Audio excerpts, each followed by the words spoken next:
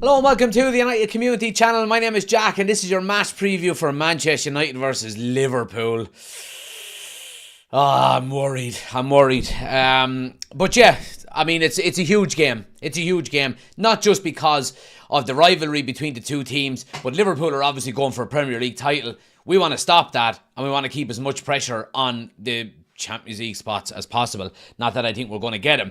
But please do smash a like on the video, guys. Hit subscribe if you are new to the channel as well. We're going to get into a few talking points before the game. I'm going to give you my starting 11, what I would like to see, and then we'll do our score predictions as well. So, as always, get your comments into the comment section below and we'll go through them as well. But this is a huge game.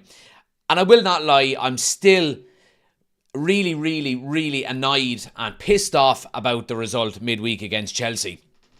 And we need a reaction in some way, shape or form, because if we don't get one, it's going to be a massacre against Liverpool. It's going to be an absolute massacre, it has to be said. Liverpool are flying high at the moment and Manchester United are not, and that's the main concern here. And I think we just need to gather ourselves, regroup and try and put in some kind of decent performance against Liverpool on the weekend. Now, there will be home advantage for Manchester United, which of course does help, and we've seen what we've done to them at home in the FA Cup only a few weeks ago. You know, if there's anything that gives you a glimmer of hope that United can get something out of the game, it's the performance that we had against Liverpool in the Cup. And you know, that doesn't mean that we're going to go out and get something out of the game, because we know that regardless of what kind of team that we're able to put out on the field, and we get into that in a moment, we don't know from one game to the next, we don't know from one half to the next what type of Manchester United team is going to show up. Like we seen against the game against Chelsea on Thursday night, that you had a Manchester United side that started really well but found themselves 2 goals down. Then all of a sudden Chelsea dominate, and then we come back into it a little bit when we get the first goal, get the second goal, second half we dominate, and then the final 3 minutes of the game we absolutely capitulate and fall off the edge of a cliff. So that's the kind of Manchester United, squad and team that this is at the moment. Very inconsistent, don't know what to expect from them, and a lack of quality to maintain a foothold in a game. And I think that's a big concern. And if we do that, and we've seen that against Liverpool as well in the FA Cup game, we started very well. The first 10-15 minutes we done really well. First half was kind of nip and tuck, but we started very well. And what we do all the time is we allow the opposition back into the game. We don't get a foothold in it. We don't dictate the tempo of the game. Now, there's always going to be times where no matter how good or bad you are, where the opposition will have, spells in the game where they're on top. And it's about managing them as well as possible. But United tend to do this over and over again, where they start well, or we start poorly, then come into the game or go out of the game, and vice versa. So it's a big concern, and it's something we need to try and put right, if at all possible. Who have we got in the chat? Manchester United fan is in. He says, I think we'll win 2-1. Come on, United. P says, good morning from your friendly neighbourhood Scouse troll. I'm pumped for this match. United is the highlight of the season. Reese is in as well. He said, have you noticed your misspelling on the smash the like button? I did not. I didn't misspell it. Oh, I misspelled button. Sorry. Yeah. I misspelled button. Apologies. Eric says, in under 18 few minutes ago, United hammered Liverpool 9-1 in their place. That's very good. That's not going to help us on Sunday though, but it's brilliant to see the underage teams doing so well. Neverworld says, need to really rein this in for the remainder of the games this season. We have players that shouldn't be playing, and we really are going to have to rely on our youth players to see this. Oh, excuse me. And Ben is in there as well. Good to see you. So, look, big concern about Manchester United on the weekend. Tomorrow is going to be centre-back. Now, we already knew before going into the Chelsea game. I mean, it's absolutely bedlam. It's complete and utter bedlam in the defence at the moment. And we knew going into the Chelsea game that we were going to be missing Martinez and we were going to be missing Lindelof. So we start with Varane and Maguire. Varane comes off with an injury and Johnny Evans comes on. 15 minutes later, Johnny Evans comes off injured as well and Cambuala comes on. So I'll do my predicted 11 in a few minutes, but it looks like the centre-back partnership that ended the game against Chelsea is going to have to start this one, unless there's a miracle and Johnny Evans and Raphael Varane is fit for some reason. And of course, then we've got the left-back issue. We haven't had a fit left-back all season. Which is, you wonder why Manchester United are maybe in the predicament that they have been throughout the season. I don't care what anybody says. We've had more injuries than any team in the top 5 leagues in Europe. We've had the most injuries out of any team. So that does all say a lot. And that does contribute to a poor season. I don't care what anybody says. And there've been injuries to key players. 2 of the main players have been Lisandro Martinez and Luke Shaw, 2 of our best players that are actually playing out from the back the way Erik ten Hag wants to play. So it's detrimental to a season when you're trying to do well on the back of a very positive season last year. So this does automatically go into the kind of tick in the box for Erik ten Hag to get a pass and keep his job at the end of this season.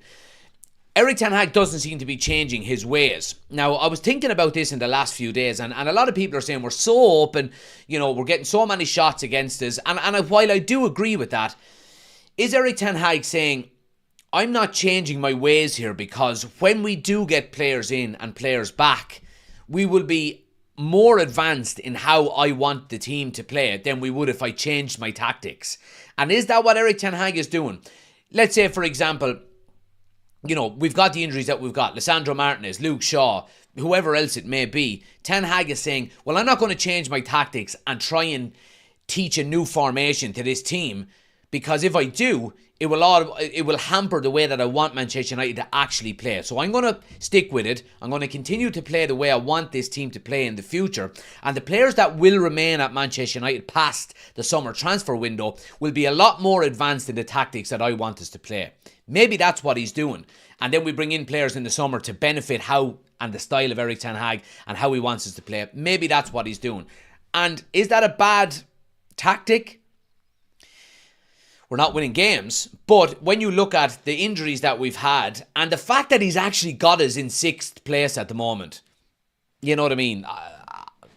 I understand there's criticism there, but I don't think it's all doom and gloom. And I think he's doing the best he can with the resources available.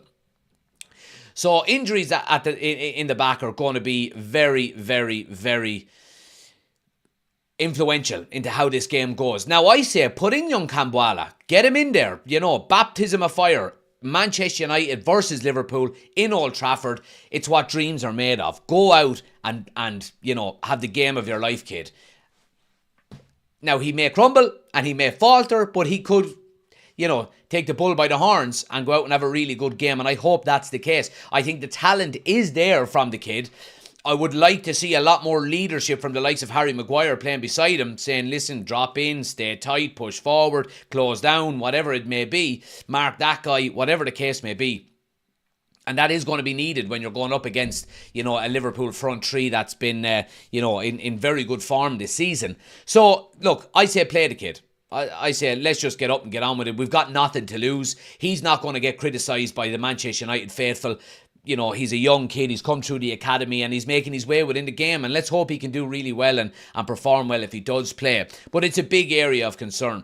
Now, another area of concern is the midfield, in my opinion, and how open we are in midfield. Now, we've seen against Chelsea on Thursday night, again, we've seen it so many times, the amount of shots that we're getting against us in a 90 minutes or 100 minutes, whatever it was. And I do believe that that's down to our midfield. I do think it's down to our midfield. Now, it's quite clear that Casemiro has lost a step since last season. He was phenomenal last season, but he's lost a turn of pace. It's quite clear to see. And Bruno Fernandes tries to do too much, in my opinion. He's everywhere, rather than sticking to a rigid midfield. I think Kobbie Mainoo over the last couple of games has found his game deteriorating a little bit because he's trying to make up for that as well. And I think that's the main reason why we're seeing so many shots on our goal. If you look at it, a lot of people giving criticism to United's defence because we're conceding so many goals and we're allowing so many shots on our goal. But if you look at the amount of times that shots are blocked by our defenders, I don't put the blame on the defence. I put the blame on we're too easy to play through midfield. And obviously, you know, the work rate of the wingers has to get back, maybe make a 5 in midfield, so on and so forth. And we've seen the effort that Marcus Rashford, for example, put in when he came on the other night against Chelsea. So, yeah, the amount of shots on goal has to stop. Now, you're going up against a team in Liverpool who create an awful lot of chances. Don't score a lot of goals, it has to be said, in comparison to the amount of chances they create, but they create a lot. They create an awful lot. So that is a concern. United concede a lot of shots. Liverpool take a lot of shots. And I think that's something that needs to be rectified going into this game if we're to get anything out of it. Ben says, it's not just injuries as well, Jack. Our top players in the squad have had a bad season. They have, absolutely. Casemiro, Bruno Fernandes, Marcus Rashford have all been, you know, poor this season.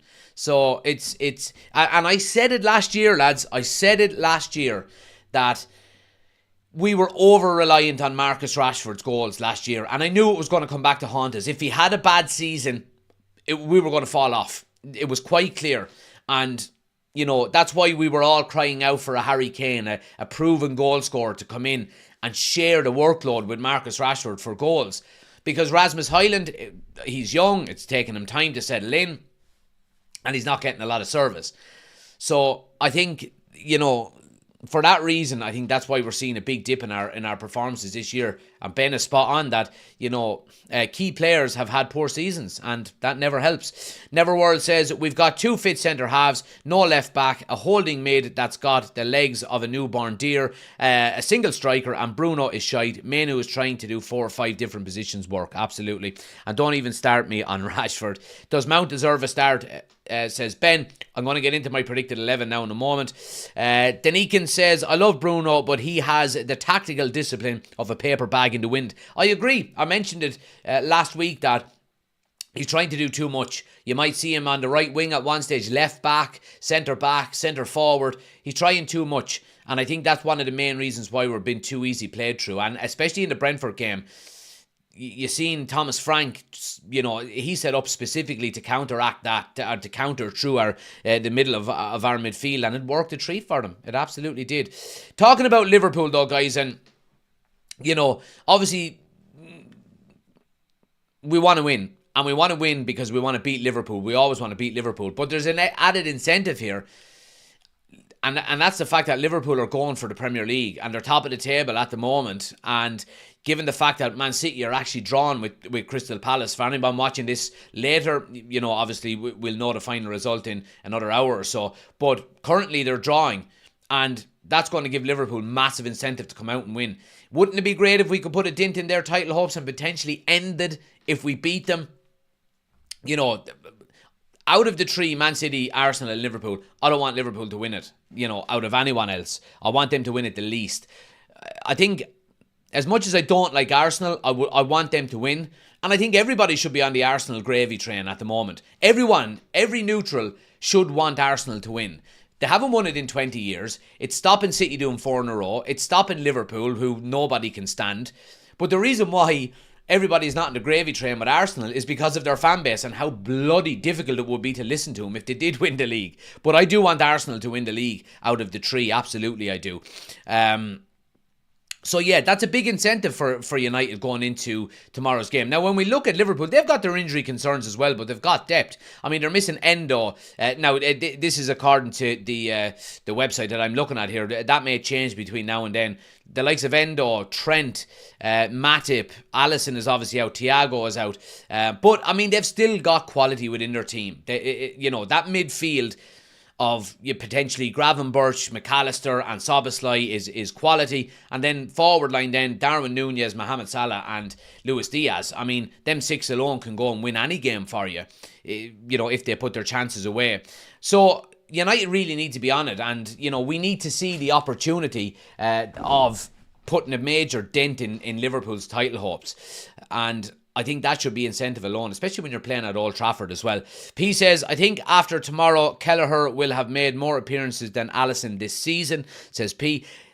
The one thing I would say, and the reason why I've got an opinion on this is obviously because Kelleher is Irish and I'm Irish, so we like to see him doing well for the Irish national team. I think he needs to leave Liverpool. I think once Alisson comes back, Alisson obviously goes straight into that team. Now, what's your long-term, what's the long-term goal here? Is it to keep Alisson on as your number one for another 3, 4, 5 years? If that's the case, I think Kelleher probably does need to leave to get first-team football.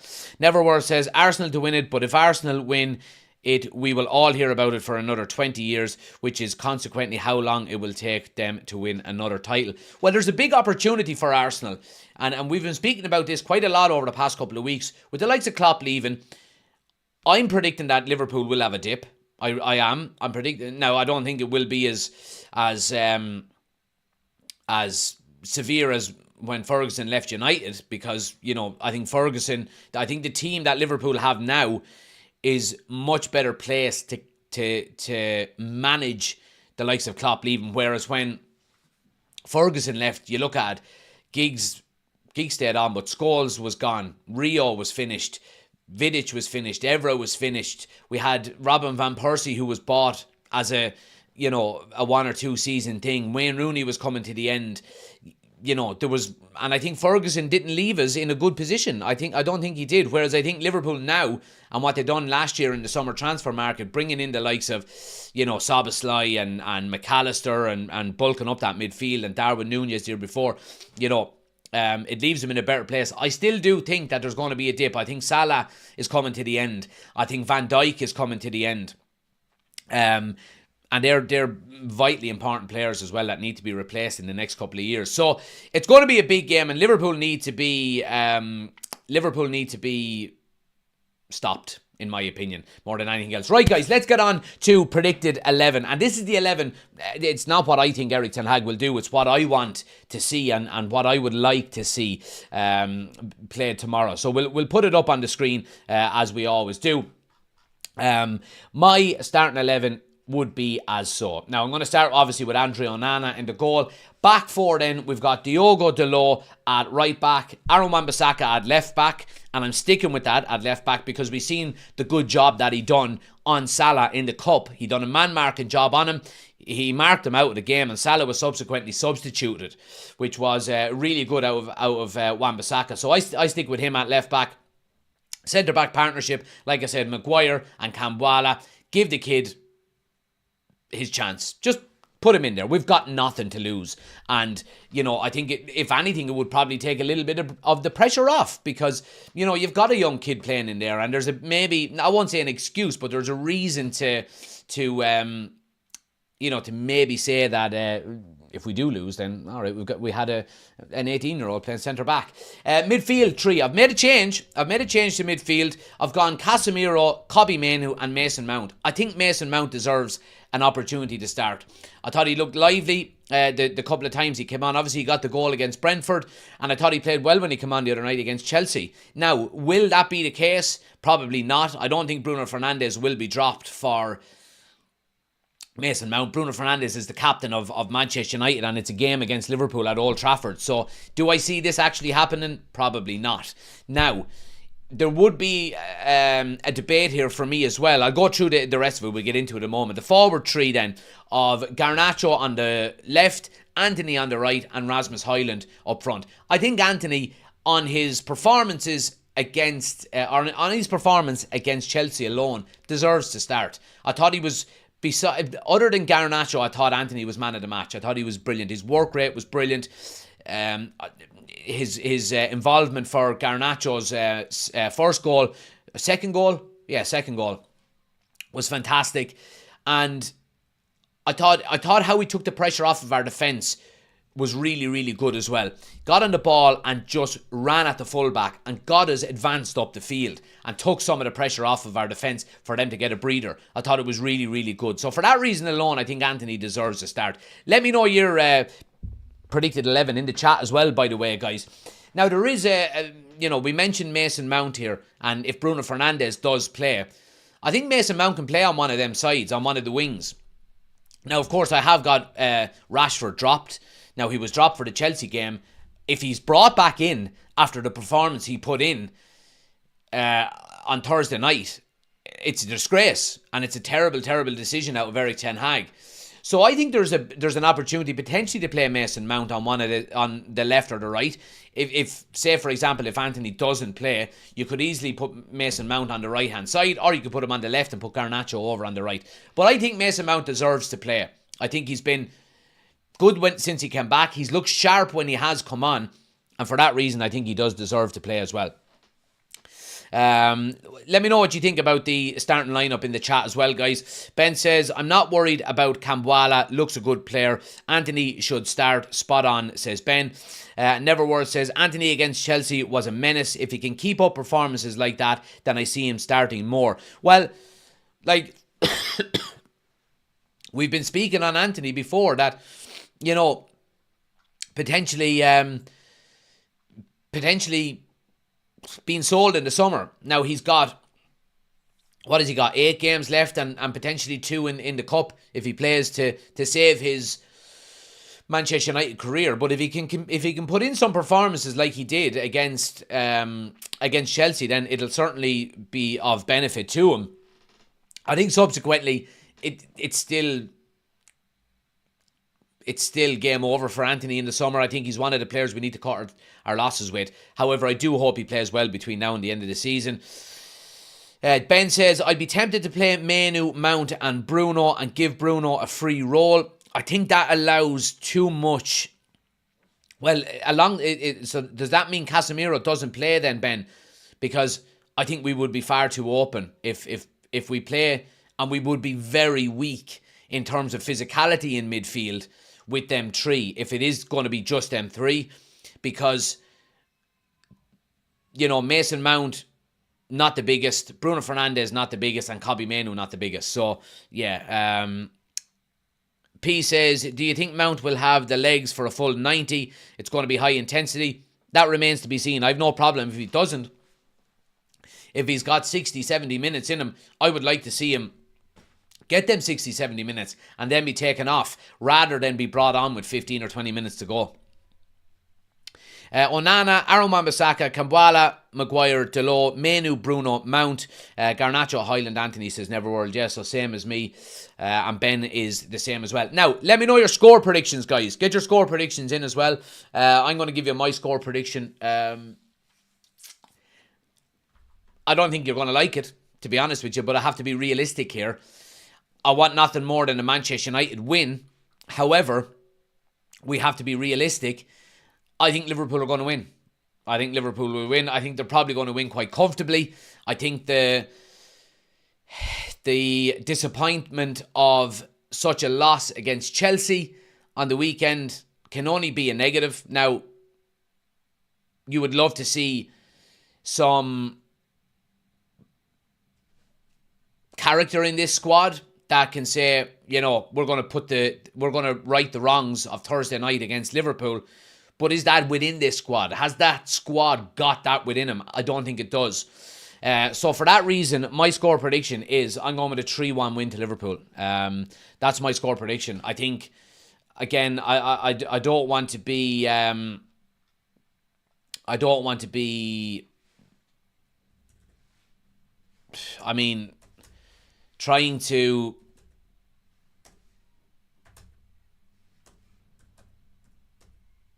trying to be realistic. I don't see it going any other way. I don't see it going any other way, to be honest with you. And it's a disappointing thing. Let me put it up over here and we make it a bit bigger. It's disappointing for me to say that. Now, heart, I'm going, Manchester United to win 1-0, but realistically, if I'm going with my head, I have to go with a 3-1 win to Liverpool. I just I can't see anything else other than a Liverpool win, to be quite honest with you. Let's see. Get off the channel, Jack. But it's true. Danny says the game against Chelsea was a must-win game. And tomorrow's game against Liverpool is a must-win. But these players are bottle jobs. Neverworth says I think we'll scrape it 1-0. Honestly, P says don't be realistic. Where's the fun in that? Yeah. Right. Let me change my score prediction then to this. There we go. 3-1 to United. Now, there's an unrealistic score prediction. But, yeah, and Ben is going with a 2-2 draw. I would take that right now. So I would take that right now. But, guys, we will be back tomorrow for the watch-along. So make sure you're joining for that. What time is kickoff? Is it 3:30 tomorrow? Let me see. Yeah, 3:30 kickoff tomorrow. So we will be live from 3 o'clock tomorrow. So make sure you're joining us for that. Do smash a like on the video, guys, if you haven't. And hit subscribe if you are new to the channel as well. As you can see up here, we're on the road to 10,000 subscribers. We're just over 200 away. So let's hope we can get that in the next week or two. Trying to get it before the end of the season. So subscribe if you're new. Check out the merchandise as well, guys. We've got new merch in the merch store. Go check it out. I don't think my... Ben obviously ordered the this one, the Youth Trinity, and it's just a gorgeous top. I have my one ordered as well. It's not going to be here before tomorrow, which I'm disappointed about. So yeah, go check out the merch, guys. Link is in the description. If you like it, it supports the channel an awful lot. As Ben says there, the new hoodie is a beaut, so he's happy with it. Happy days. But yeah, thanks for watching, guys. Like I said, I'll be back tomorrow from 3 o'clock for the game. Hope you can all join me there. If not, drop a like. Put your score predictions into the comment section below. And have a great day. See you tomorrow. Take it easy.